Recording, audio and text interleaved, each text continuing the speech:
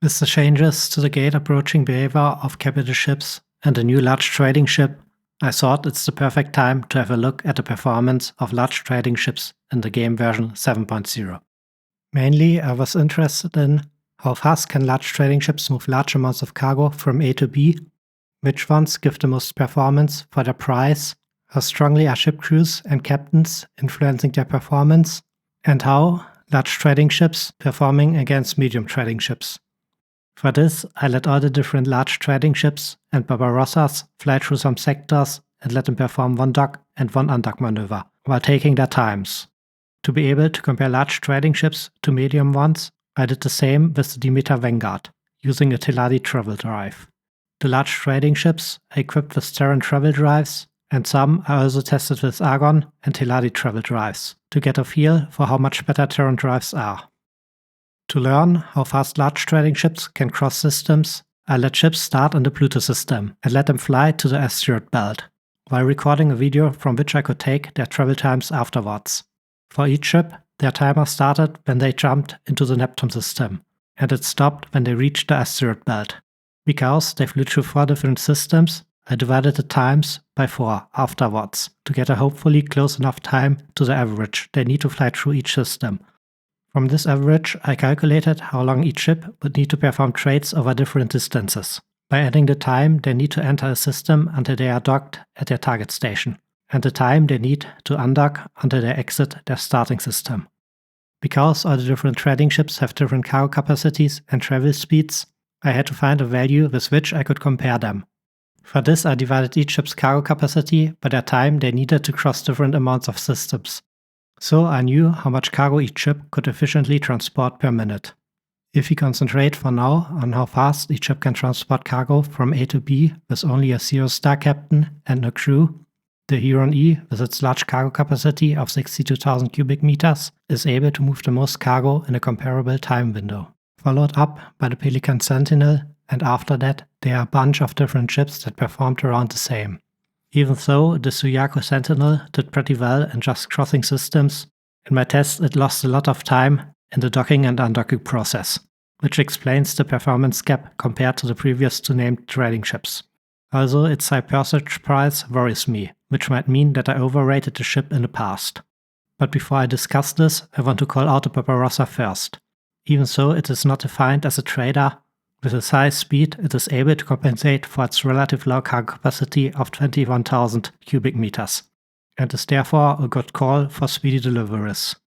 But the downside of the Barbarossa is that it also has a high purchase price, which makes it, from a pure economic standpoint, not very valuable to just buy it to transport cargo from A to B.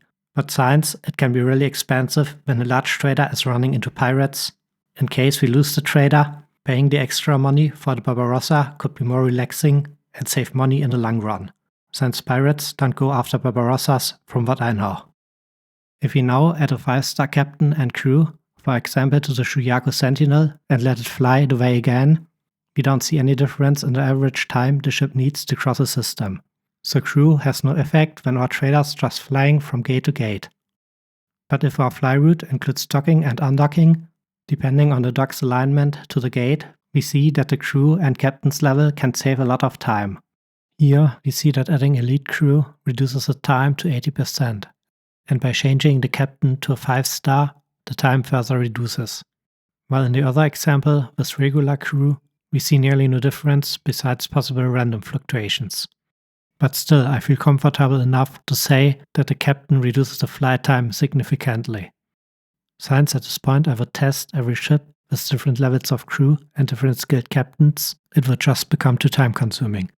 So based on my data, I simply assumed that the Suyaku Sentinel 70% faster, which aligns it with the Pelican Sentinel and the Huron E, while they still have no crew and high-level captains assigned.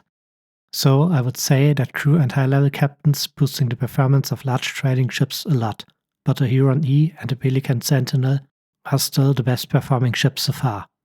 If we now take the purchase price of each ship into account by dividing our previous comparison value by the price, we see that the Barbarossa and the Suyaku Sentinel fell off drastically further. For the price comparison, I took the purchase price of each ship when it was bought with only the engine and MQ-1 thruster. so I didn't have to take all the possible equipment variations into account. Just for comparison, most trading ships cost around 60% less than the Shuyaku Sentinel. From this follows that other ships give more transport capacity per minute per credit spent. Accordingly, the Shuyaku Sentinel and the Barbarossa ending up at the bottom of the list. The prices of the Huron E and the Pelican Sentinel are in a range where they can keep their top rating. Overall, the Huron variants seems to have good transport capabilities for their price. But the whole price discussion seems a bit pointless when we compare large traders with medium traders. When we compare our large trader data with the Demeter Vanguard, we see that the Demeter's speed is comparable with the speed of the Helios E, while having only around a third of the cargo capacity. But at the same time, the Demeter Vanguard is way cheaper and we could easily compensate for the lack of cargo capacity by buying even more medium traders. Because medium traders are way more money efficient than large traders, I ignored the discussion between the expensive Terran and the way cheaper Teleri travel drives so far, even with the hints that using cheaper drives could lead to increased transport capabilities for the same money spent when we buy an extra ship for the money we save on the engine. But at this point, it should be clear that we don't use large trading ships to save money, but rather for the speed with which they can deliver wares in one run. Means if we trade manually, we have a huge quality of life improvement when we only have to give trade orders once instead of 10 times. Also, it would be interesting if the use of large trading ships instead of many small ships allows the game to run more smoothly, because it would process less ships. In summary, I would say that skilled captains and ship crews can boost the agility of large trading ships extremely, while low-level crews have nearly no impact.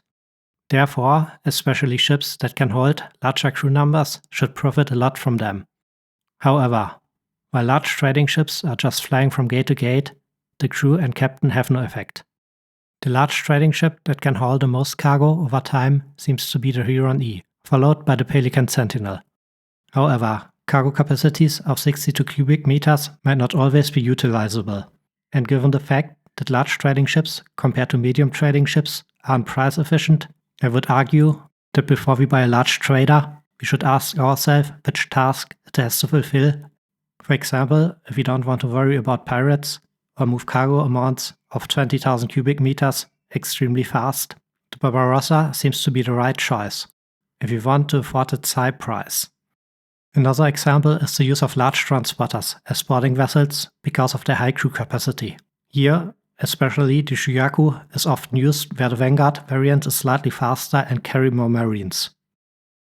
I hope I could give you some insight into the performance of large trading ships. Until next time.